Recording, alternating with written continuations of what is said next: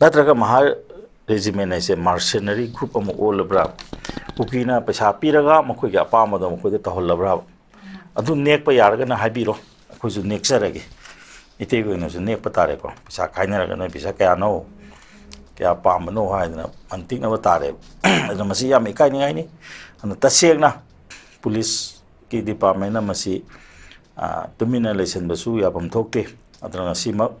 मसी हौजिक को निमित मरी नि तौगद अकनो ने तांग कुनगा मरी बोबो और माने तौगदसे को कुंदगिना निमित मंगा नि तौगदसे अदना मसी की मनुंगसिदा मसी लोग्रगा तुमिना नमजनबा याब पोत अमोने लैगिदोरिब्रा नत्रगना हयेंगना कमाइना तौदोरि अदगे मो अतोपमना मखोइना करिगिदमक्ता मोइना थाबा यादि हरदि मोइ मथौना लेदि मोइ मुथा जाद्रो करिगी चलिबा मी सिंगदरा करिगी फोर्स तौरगा अदुगुमा थबक तो करि सिजनरिगे अदुना अतोप एंगलम का हाइरगदी मैतै चंगबा यारोय कुकी ताबा मफम सिंग लालगा चटपा यारो हाइबगी याम अचौबा थ्रेट अमखक लेदिङैगी सिगी मरक सैदा हौजिकसिना अखोय कंडीशन खरे सिक्युरिटी के अखोय कनो चेक्शन थरांग थम्मा मतुंगदा चटपा यानी हाइरका लानसलुरकांदा मणिपुर हाइरिबा पोटसी मणिपुर हाइबा लेवल सिना माना प्रॉब्लम अमका ओरेसे वाई हाइबा पोस्ट ने हुजिक लाइसे दुगा तसेंग ओजाना सु थंबीकिबदा हुजि अखोयगी चिंगनाबा लैरगदी करिगुंबा खुदोंथिबा थोलकपा याय पामदबा थोदो थोलकपा याय हेना हाइबगी पोट लैतागदी हाना दुगी पोतुम खंगन बसुय तौबतबु अखोय सिगी मरक लाइसे स्टेट की एडमिनिस्ट्रेटिव की तोंगा तोंगा एजेंसी की मरक पाउ फाउनदबा अहोबा लैरब्रा अदुगी मबी तारब्रा अदुबु अखोयगी इम्फाल ईस्ट कामजोंग उखरुलदा एसपी दा अखोयगी जॉइंट डायरेक्टर ना एमएसटी की ट्रांसपोर्ट डायरेक्टर ना पाउ थादना अईबा चिरोल पीदना मसिदा एमएसटी की बसिंग चथोक चसिन दौग मतमदा अयत अपन पीदना बहानगी यानबगी पोतो कोइदा मियामदा सिक्युरिटी पीरगा लैबै पोटनी पसे इखंग खंगौदना मफम से थिंगा कांदा मणिपुर हाइरिबा लेवल सी मसी प्रॉब्लम अमो ओइरे इबसे करिनु हाइबसिने मसिदा खंग खंगौदना मैम सुंखन खलुदबा हाइतारे मणिपुर मुथलु समाय तौ का हाइरकने हाइबसि मेतै चंथोक चंगसिन यादे हाइबदिगी अदुगी थ्रेट तुम लैबै अकिबि लै तौबतो मणिपुर थारगा चटपा यारोय चंगबा यारोय काइना अचौबा ऑर्डर अमा महारेजिमेंट की साइटगी पिरकनी का हाइबसिदी इट्स टोटली अनएक्सपेक्टेड हाइतारे आई ओजा तुम जारा लाक्ति ओजा कमाइन थंबिनि ओजा सी आई मैकेनिक सी हम लाइव थिबा थोदोने तसेंगना सिगी थोदोकसि तुमिना लेसनबसु यारोय लेसनबमजु थोकते मरमदि कइनो हाय मतमदा सिरोई फेस्टिवल की अंदकी मतांगसि अखोयगी को यामना मकई अमदगी हाइतारे सिमिते याव यानी यारोय हाना तौबदगी मसी अवाय अखुम तौनदना मसी मदुगी पोची सेटल तौग्रबने हाइतारे कोई दु चटपबा के सो कायबे लेरोय हाइबिगी वकल सिम लेग्रबनी अदुगी मतुंगिना गवर्नमेंट सु एमएसटी की बस थागने हाइदना अमांग लौटोखिबा लेरे नोंग बस अहुम थागने नुंगांगी मतम ओरगना सिक्युरिटी एस्कॉर्ट पीने हाबा अदुगुंबा अदिपुंग अहिंगी मतुंगदगी चटपीगनु गायना सुमाइना थोखिबा चेसे आम लेरे मसी लेना लेना ngasi तौरिबा थोकदोकतो ममदि केनोदा मणिपुर स्टेट कनो को एमएसटी हाइतारे मणिपुर स्टेट ट्रांसपोर्ट की गाड़ी थानी हाइबजे हाना लौथोगा लेग्रबने मसी लौथोखिबा मतमदा आइना सुंखनबा मतमदा सोइदना ngsaigi ko moigi gari karam chatkadege kamai togdege haibasi moi security ki matungina chi chi soi pirongani jai police station sing yaurongani adi mukoina su helpline hangdana ngsaigi khoi phone number ahu mari piraga thamgrone ado sigi maraksida ngasi tawriba thokdoksi masi kenona sengokum thoi masi governor na security advisor na loina DG na masi khoi ki ma'am सेंगोम तो लोना सिल्लिब tourism department है तारे को tourism department की मकोक थोंबसिंग करीनो तौरिबसे हाइदना सेंगोम तो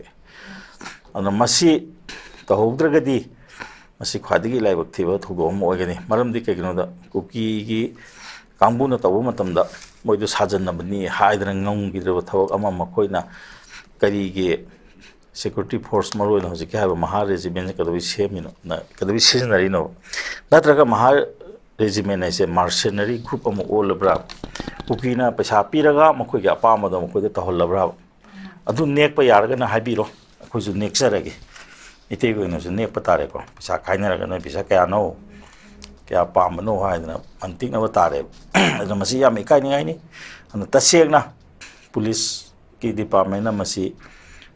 तुमिना लेसनबसु याबम थोकते अदना सिमक masi hauji ko numit mari ni tawgud akanu ni tang kun ga mari bobo or mane tawgud se ko kun de na numit manga ni tawgud se adana masi gi manung sida masi lograga tumina namsan ba yaw pot mo ne lagi dori bra natra ga hayeng na kamaina tawdori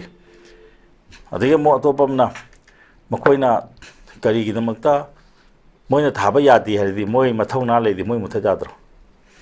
kari gi chatliba mi singdura kari gi force tawga aduguma thabak to kari sinari ge aduna ngasai gi ko masi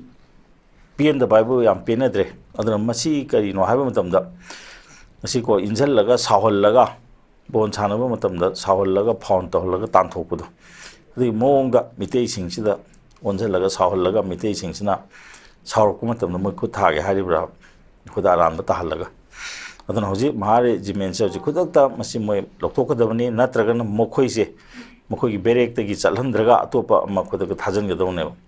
madu ngamnanaba ekoina keno tawu change ekoi hoji movement ama tawu changi khoina lawu khatana di yaroi do ekoi mitei singje movement tawu ngambagi shakti se aide hoji panglei leitre na khalle maram di kari na haiba matam da ko ekoi si hausi jo dungai ne hoji kari gi dong da flash strike ma khoi taw do no sai masi taw ngambagi shakti se khoi leiri bra si khudak ta kari no khangde si lep ko ni natraga du taw ni natraga si taw ro haiba se masi kari masi taw ngam da si kari masi ekoi se ekoi gi thona se asu ke mate han gre ba je se khara i bidun ka do to no hoji hoji saring da yei ba musang saring da yaudra di hayeng nimi ni su ni hangchi ti humni mari mangani wari sana ba chale ekoi wari sana ba ka do chat toino moina kor ka do natro ekoi na wari sana ba chat tar thema ni esa koi action tau gen hairani aduni ya bra ekoi je flash ko strike ama tawgi mathau ta da bra ba khudak ko kainoma thingma mathau ta da bra masi ngambagi pangan se khoi de hat khare ba khoi adu toroga khoi chara helani no magi suba khoi am wai haina chatki dori bra mamdi kaino da manipur gi manung da manipur thaba yaro heb se si de ge mo hena lu bo je krai de leiri ge si mari se ate mato umta ta de government plan ne hoji siroli li pangthok pa hebase akoi free movement free passage pi ba je government plan ne order thokrabani masida thugari ba sabotage toriba sipai khare do kari no pesa kam charu re kari interest laibune na khoi yengmam thok topro si tanja sida political mileage launa na ba chak ngang su yaw re ba je tawon ning de akoi punna thengdabam thoi ama khangde government ne si theina government ne salal lo ari bus timing piri MST gari hum chakane ari bharal pachani ne la ko kore yam phajana yeng birina masi sabotage tawre je masi da thugari ba masi da ko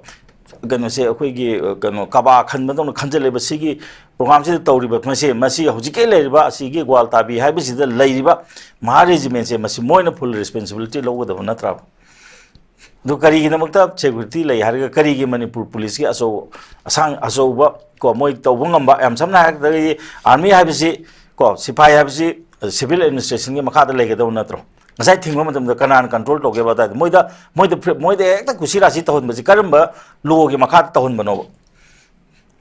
moi je in adopt civil administration hai bani jaga do ine sum khanba matam da kano asal ba jaga ne khale adu ta ga di moi gi kusi da thabak to bo ya bra moina ngasai gi detain to do ngam ga di police station na sin ga do na tro moi sumai to da manipur thaba gari thore asidi ya roi na pha ga do na tro pha ngam bra ba moi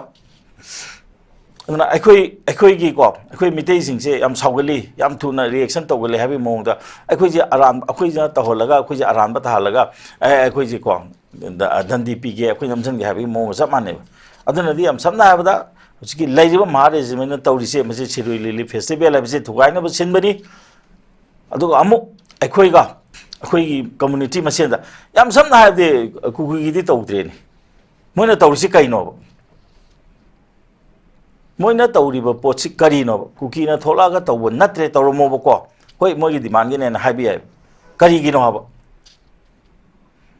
aduna di mase ekoi ama khangde punjan bere ko hayeng mak flash strike ꯑꯃ ꯇꯧꯒꯗꯕ ꯇꯧꯐꯝ ꯊꯣꯛꯑꯦꯕ ꯑꯩꯈꯣꯏ minute ꯄꯨꯡ ꯃꯥꯄꯟꯗꯨꯁꯨ ꯄꯨꯡ ꯇꯔꯨꯛꯇꯨꯁꯨ ꯑꯩꯈꯣꯏꯁꯦꯀꯣ protest ꯇꯧꯒꯗꯧꯅꯦꯕ ꯑꯗꯨꯒꯨꯝꯕꯒꯤ ꯁꯛꯇꯤꯗꯨ ꯂꯩꯇ꯭ꯔꯕꯁꯦ ꯌꯥꯝ ꯁꯝꯅ ꯍꯥꯏꯔꯕꯗ ꯆꯩꯅ ꯀꯜꯂꯕꯐꯥꯎꯗ ꯉꯥꯛꯊꯣꯛꯄ ꯉꯝꯕꯒꯤ ꯄꯥꯡꯒꯟꯗꯣ ꯑꯩꯈꯣꯏꯗ ꯍꯧꯖꯤꯛ ꯂꯩꯖꯗ꯭ꯔꯕꯅꯦꯕ ꯑꯗꯨꯝ ꯀꯜꯍꯜꯂꯕꯅꯦꯕ ꯑꯩꯈꯣꯏꯁꯦ ꯑꯁ ꯃꯁꯤ ꯑꯩꯈꯣꯏ ꯀꯩꯗꯧꯔꯨꯒꯅꯣ ꯍꯥꯏꯕꯁꯦ ꯑꯩꯈꯣꯏꯁꯦ ꯆꯩ ꯈꯥꯡꯕ ꯇꯝꯕꯤꯕꯗꯧꯅ ꯇꯧꯔꯦꯕ ꯑꯗꯨꯅ ꯃꯁꯤ ꯍꯧꯖꯤꯛ ꯈꯨꯗꯛꯇ ꯁꯤꯟꯒꯗꯕꯅꯤ ꯃꯍꯥꯔꯥꯖꯥꯃꯦꯟ ꯄꯨꯊꯣꯛꯀꯗꯕꯅꯤ ꯑꯇꯣꯞꯄ ꯄꯣꯠ ꯑꯃ ꯄꯨꯁꯜꯂꯛꯀꯗꯕꯅꯤ ꯃꯣꯏꯗ ꯇꯁꯦꯡꯅ ꯍꯥꯏꯇꯥꯔꯗꯤ ꯃꯅꯤꯄꯨꯔꯗ ꯋꯥꯡꯄꯥꯝꯕ ꯊꯣꯛꯀꯗꯕꯅꯤ Okay, Oza. Oza, thank you so much. Ozana haibirisi yam phase akoi huzik kutakta khangal lagodamni akoi tether laibe matam te flash strike ma yade habado tawsingadaubuni habe potni do masisu akoi pawasige matungdagi akoi gi pawmisingi chatkiba kanguduna imphal le ore edugi matungda governor gi mamanga thomjindana akoi gi amjuga EGM gi akoi hayami pham nebe posu lairi aduga akoi gi sarkar gi oiba kanu boycott tawbagi pham su lairi aduga tongan ba ima singi mai kai degi tongan mayam degi masi yaning deba condemn tawbagi mayam su phongdok na ri hai tare akoi nghaktang kanu sida yamne intensity tum khatang wangkhalakoi posu lairi sigi marak saida tumcha da muk lakchege oza akoi gi sai gi matang gi da Manipur thabada ayaba pidaba sima akoi gi separate admission tan bagi ayaba pidabagi wafam haibagi postu thamnari manungda gyarakpagi pot ama leirabra natre hairaga masibu taliba miyoi singsina masi akoi gi yekai thingai bi piratane haibagi damaka section thorang lokhot poredi miyam da hana mangjongan madu ingidam pifam thoi natre hairaga su akoi gi Central Force lairagandi Manipur thaba amasung thadaba chathanbada kari akaiba lei haibasini wafam sima akoi taseng haikanda akoi video do hana fazana pause clarity na laktin kana mateng thagat na ko uguma tamda Central Force laina masi thingi se kaino na koina domain pokhalui haitare thinghali ba pochi akoi kanos elements madu moina oram bai tar sigi pochi ma sai matang ki governor security advisor DG makoi se leitraba gumna kemta mathau pangdraba gumna sumaina leiba sigi matang ki da he haiba akoina haina ba central gi tongan ba different agenda aduga proxy war gi masigi marum da haitare chathabagi potuni hen haina badu swai da mayek taseng ena koina loba yabra kamai thambini usa Asimakti adumana hek lawu makti thumangane kaiguma hayeng mogi mangda mokoin action se tawraktragadi akhoi hoi madu khoi habiare asigi budi amna athuba adigi hojik si nahan gi program gi matugine di governor si asigi hogdo pasi loiramaga ma Delhi de salga numi mari mangani leine habane madu ma leibe yagatra yarodra habi podam leire Manipur da tholaibe issue sina ko ado hojiki lairiba ngasagi na ngasa haji dine government gi oina di thoiba order sing sida Manipur season of Yaba Yade, Habi Potam Telete, Adum Telete, Aduna Hajedo, Kaino, Maharajimin and Tori Kaino, Mamata de Fair Pantom Tui, Mamata de investigation to Home Tui, Moigi roles, which check to Home Tui. Adukamba, Masia, when I hired about that. As I get quick security advisor, not governor and action of the local Tara the Yare, with Moimata. He able yare but the same night agadi go menacing labor plants. As I say, the mining we peace palm the bra, peace lactanaba, we want by our bra and hibacy. Other much this the Indiagi security force amana direct act the Yawgi Mo Malaysia, Masiam no idea with the saying now. Hoji Jagadu the Puriba, Aimado Lamlai. Police oil and Mali, Walter Bejani Tokumali, substandard country of the cycle, the Labama, Mana, Impalista, Impalista Labor, Sombong Manunda. Then Hojiki Pochi men Tatokuma Sangi, Police Nasu, Mado Hojiki Laiva, we give Mayam Gitsana Lambi, she does the thing of Pogi Port, I'm a labor in a product of Mado Exento to an idea. Hygienic Aduna, Saihoi and Sahi have the high wong do not say the unpaid the super. What the Udabo, Governor Chima Pandasa program, the Mahana Pong, Madukari, Tarakadino, and the Yazimai, the Siri festival, Silver Kan Halak, Mong, Manana, Pondoki Matamadi, other center glitter, Unabsatkan, Aduna. See, Tori Marachida, Tori Pose, Puyam Hen, Hissing as Alpamasangi, Aduna, Quenoje, Center direct and Musuya, the lady. Diner was a pate, Madam Dicanoda, Center the other instruction when they have the center, Maniputan, and have the Tarum. So I think it's a higher Madam Dicanoda indications of the woman give plants, Silapomatum, the order Tokomatum, the Potom, the Yogdamanina. The Kermoina, Tingeta, the situation, CPST will send by in a thing of Piracadam, Adumulative. Aduna, Hojik, Kurkina, Lice Haba, Habado, Objective state. force nattabada central force na tawsina hojik tadurine ba dunga sai aina haijiba domaina makoi deploy taw on tamda kari damta moise koi gi na kano gi ko state force ki makhada lerga state police ki makhada lerga moi instruction makhada chatka damni moina pusi ekta tawya ba mafum din natte ko si india gi system da leiri se koi constitution gi wang moi thau to su ya ro aduna koi ngasi maksu koi gi amba ga high court ko pullaga koi press meet taw jagre तो कोई मसी खुदक ते fair चंगदम ने axle लोगदम ने ना कोई हयंग बोगे एंगिनी तो याद तागदे कोइसो court ते याम थुना संगगा पीआईएल गुंबा मसिंग खलगा करिनो तौरिसे हाबगे पोत अमा कोई सोइदना लेकिन अदिगे मो सही फ्री मूवमेंट गे मतंग दसो मतम अमदा सही को ममांगी मतम दे याम सांगना लेगिबदा सही कोई पीआईएल अमा तुम हिंगगा हुजिसु लेरी मदु सोबे पुथो से हाबगे वकल कोई अमा हापेट खनबा होरे मम के नो दो मोइना कनो की तांग निपान दा चलन गने हारे गौ चे पोक चलन जिबि करी गिनो हाइदना दो पुंजलगा मतो कोई कनो चे कोई सो कोर्ट की मतेंग लौरसी हाबि सब चान लेरे तो कोई हाने लेरम चीफ जस्टिस है पोथागरनी चीफ जस्टिस अनुबमा वासानी मासे हेक लापगा हान बथबा ओइना मदो कोई थांगन अब तौरसी हंदकती सही को कोई